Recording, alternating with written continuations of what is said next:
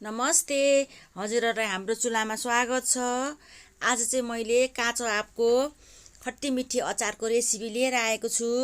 हजुरहरुले सुरुदेखि अन्तिमसम्म हेरेर साथ दिनुहुन्छ भन्ने आशा गर्दछु।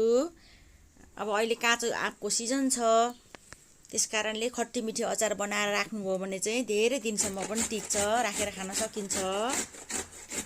अब म चाहिँ सुरुमा चाहिँ खट्टी मिठी अचारको लागि तयार पार्दैछु। सबै कुरा सामानहरू आँप 1 किलो लिएको छु, चिनीहरू सबै मसलाहरू तयारी पारिसकेको छु। अब प्यान बसाएर मैले प्यानमा मेथी आधी चम्चा, धनिया 1 चम्चा,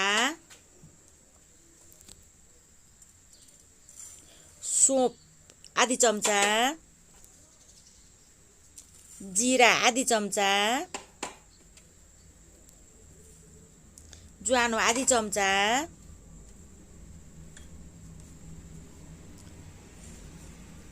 कालो जीरा आधी चम्चा। आधी चम्चामा मैले अलिकति उभारेको छु अहिले तेलमा फुर्याउनको लागि। अब मजाले भुट्नुपर्छ एकछिन। यसरी भुट्यो भने चाहिँ अचारमा मिठो बास्ना आउँछ।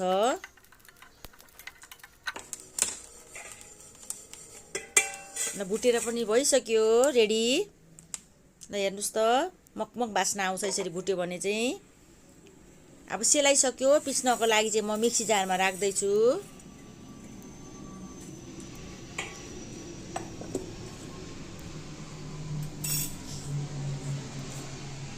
ल पिसेर पनि तयारी भइसक्यो। ल हेर्नुस् त, यतिको भयो भने हुन्छ। धेरै पाउडर पनि बनाउनु पर्दैन। मैले चाहिँ आँप पखाली मैले 1 किलो लिएको छु। अब सुरुमा भेट्नो काट्नुपर्छ, त्यस पछाडि आलु तास्नेले चाहिँ हामीले आँपलाई सबै तास्नुपर्छ। यो बनाउनलाई पनि छिट्टो सजिलो हुन्छ, खानको लागि पनि असाध्यै मिठो हुन्छ। यो गर्मी सिजनमा चाहिँ अब काचो आँपको सिजन हुन्छ, त्यसकारणले हामीले धेरै खालको अचारहरू बनाउन सक्छौँ। ल बनाएर पनि रेडी भइसक्यो। अब हामीले काट्नुपर्छ। पहिला सुरुमा चाहिँ 2 टुक्रा बनाएर भित्रको बिया निकाल्नुपर्छ। बिया पनि बनिन्छ, खोया पनि बनिन्छ। कोया कुनै कुनै चाहिँ पसिसकेको छ कोया, नभए भित्र पसेको छैन। अहिले आँपको चाहिँ अब कलिलै छ, यहाँ चाहिँ त्यति छिप्पिएको छैन। मैले 2-2 वटा बनाएको छु। मैले चाहिँ कोरेर बनाउन लागिरहेको छु। ल हेर्नुहोस् त, यसरी आँप कोर्नुपर्छ कोरेसोमा। यो ठुलोपट्टिबाट कोर्नुपर्छ।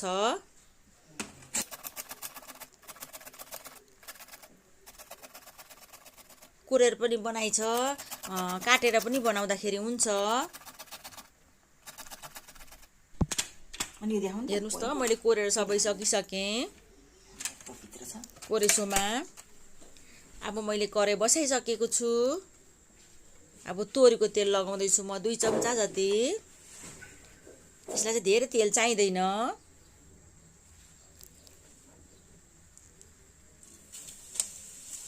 सौफ फुर्याउँदैछु मैले आधी चम्चा जति।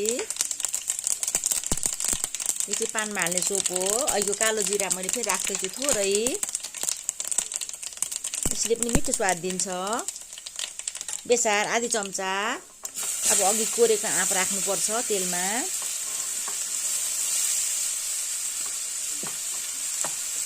ठाउँ ठाउँको आफ्नो आफ्नो तरिकाले बनाइन्छ। ल हेर्नुहोस् त, अब कसैले कोरेर बनाउँछ, कसैले काटेर कुकरमा लाएर पनि बनाउनुहुन्छ। मैले चाहिँ यसरी बनाउँदैछु। यो कोरेपछि चाहिँ चाँडो बन्छ। काट्दाखेरि अलि ढिलो पाक्छ भने कोरेको आँप चाहिँ एकदम छिट्टो पाक्छ। मजाले चलाउनु पर्छ। अब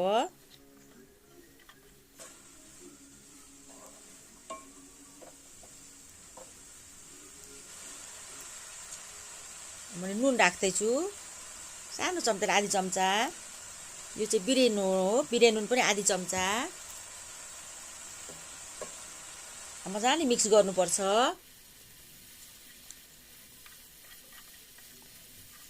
खट्टी मिठी भने चाहिँ गुलियो, अमिलो, पिरो सबै मिल्नुपर्छ। ल हेर्नुहोस् त, अब छोपेर 2-3 मिनेट पकाउँछु। यो मसिनो भएको हुनाले छिट्टो नै गल्छ, पाक्छ। कोरेको हुनाले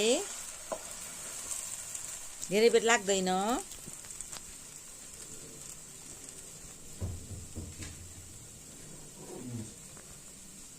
अब म चिनी राख्दैछु 1 कचौरा। हजुरहरूले अब कतिको गुलियो खानुहुन्छ अब त्यही अनुसार चिनी राख्न सक्नुहुन्छ। मैले चाहिँ 1 किलो आँपलाई चाहिँ आधी केजी जति नै चिनी राखेको छु।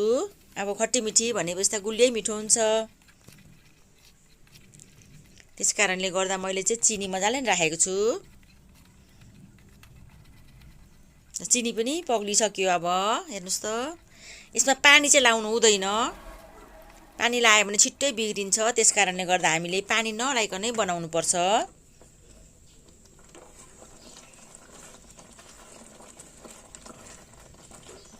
हेर्नुहोस् त, अब पाक्नु लागिसक्यो। अब खुर्सानी थोरै आधी चम्चा, हजुरहरू पिरो कतिको खानुहुन्छ त्यही अनुसार लाउन सक्नुहुन्छ। अब कश्मिरी धुलो खोर्सानी सानो चम्चाले 1 चम्चा। यो अघि पिसेको मसला हो। मैले 2 चम्चा लाएँ। मैले भुटेर पिसेको सबै चाहिँ लगाएको छुइनँ, 2 चम्चा मात्रै लगाएर राखेको छु। अरू उब्रेको अरू अचारलाई पनि काम लाग्छ भनेर धेरै हुन्छ फेरि। मैले चाहिँ 2 चम्चा राखेको छु। मजाले फिट्नुपर्छ। अब कस्तो राम्रो भएको छ हेर्नुहोस् त। अब यस्तो गर्दाखेरि चाहिँ च्याप मजाले पाकिसकेको छ। यसलाई मजाले पाकिसकेपछि चाहिँ च्याप भएर आउँछ हातमा। यसको तारहरू बन्नु चाहिँ पर्दैन। चिनीहरू सबै पग्लिसकेको छ। हेर्नुहोस् त, चास्नी जस्तो बनाउनु चाहिँ पर्दैन। कस्तो मजाले पाकिसकेर लतबत कस्तो राम्रो भएको छ। यो अचार चाहिँ हामीले अब स्टोर गरेर बोतलमा, सुक्खा बोतलमा राख्नुपर्छ। हामीले यो अब 5-6 महिना नै राखेर पनि खान सकिन्छ, बिग्रिँदैन। यसमा पानीहरू पार्नु हुँदैन। चम्चा पनि सुक्खा पारेर चलाउनु पर्छ। हजुरहरूले यसरी बनाएर खानुहोला।